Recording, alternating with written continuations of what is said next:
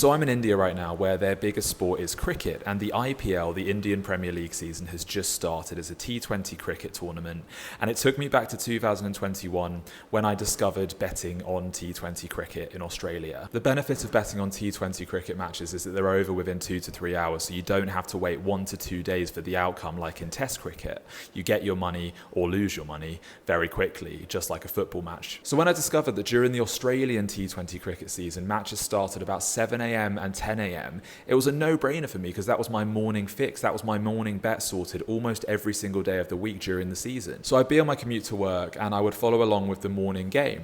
And my logic was that if a team won more games than they lost and they hit a total of 200 plus runs, I would bet on them to win. And if a team got below 200 runs and they weren't generally very good, I would bet on the other team to win in the second innings. And I won most of my bets doing this. But the reason I'm telling you this story is actually to show you one of my crazy superstitions.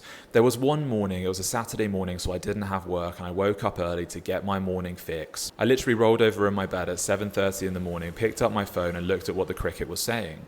And I think it was the Sydney Sixers, I think that's what they're called.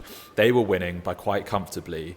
And so I thought, okay, I'm going to put a load of money on this, and by the time I wake up, hopefully it would have won. And I tried to go back to sleep, but I couldn't. There was so much anxiety running through my veins. I knew this match was happening. I kept checking my phone.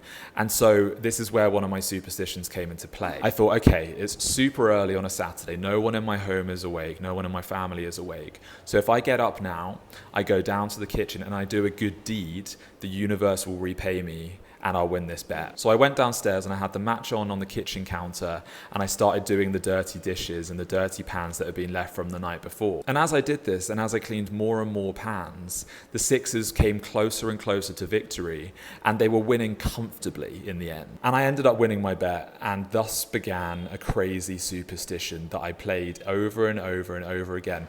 So every time I place a bet, if my team were losing, I go down and do the dishes, or I take the bin out. I do a good deed to help someone else, to help my family out. And the craziest thing is, it genuinely worked almost every single time.